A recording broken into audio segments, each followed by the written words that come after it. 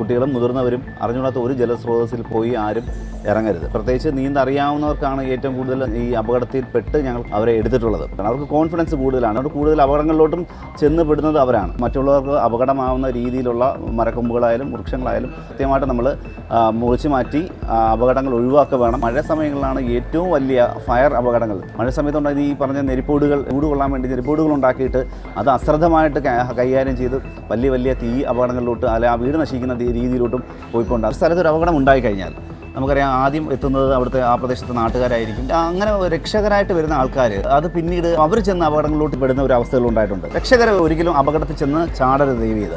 ഒരിക്കലും ആരും ഒരു അമാനുഷ്യരല്ല എന്നൊരു കാര്യങ്ങൾ ഓരോണം. ഒരു അപകടം ഉണ്ടായാൽ എപ്പോഴും ഫസ്റ്റ് റെസ്പോണ്ടറായിട്ട് പ്രവർത്തിക്കേണ്ടത് ഫയർ റെസ്ക്യൂ സർവീസാണ്. ആദ്യം നിങ്ങൾ എന്ത് അപകടങ്ങളുണ്ടെങ്കിൽ ഞങ്ങൾ അറിയിക്കുക. ഞങ്ങൾ ഏത് നിമിഷവും 24 മണിക്കൂറും ആ ഒരു ഫോണിൻ്റെ മുമ്പ് അലേർട്ടായിട്ടിരിക്കുന്ന ഒരാൾക്കാണ്. 3 ബെല്ലടിക്കുന്നതിനകം നമ്മൾ ഫോൺ അറ്റൻഡ് ചെയ്തിരിക്കും. 1 മിനിറ്റിനകം എല്ലാ വിവരങ്ങളും ശേഖരിച്ച് 1 മിനിറ്റിനകം വാഹനങ്ങൾ ഈ സ്റ്റേഷൻ ഗ്രൗണ്ട് വിട്ട് നിങ്ങളുടെ അടുത്തേക്ക് എത്തുകയും ചെയ്യും. നിങ്ങളുടെ വീടും ഈ സ്റ്റേഷനും തമ്മിൽ ഒരു 5 കിലോമീറ്റർ വ്യത്യാസമുണ്ടെങ്കിൽ 5 മിനിറ്റ് 1 കിലോമീറ്ററിന് 1 മിനിറ്റ് എന്ന ഒരു കണക്കും പ്രകാരം നിങ്ങളുടെ എത്താം. അന്നേരം എല്ലാവർക്കും പറ്റുന്ന ഒരു അബദ്ധം എന്ന് പറഞ്ഞാൽ ആദ്യം അവരെല്ലാവരും പോലീസിനെയാണ് വിളിക്കുന്നത്. പോലീസിനെ വിളിച്ച് അത് ആ പോലീസിന് ഈ കാര്യം ഫയർഫോഴ്സിൻ്റെ നമ്പർ മിക്കവർക്കും അറിയത്തില്ല. എന്നാൽ പോലീസിനെ വിളിച്ച് അത് ഞങ്ങളെ അറിയിച്ച് ഞങ്ങൾ നിങ്ങളെ കോൺടാക്ട് ചെയ്യുമ്പോഴത്തേക്ക് ആ ഒരു ടൈം ഓഫ് ലാഗ് എന്ന് പറയുന്നത് കൂടുതലാണ്.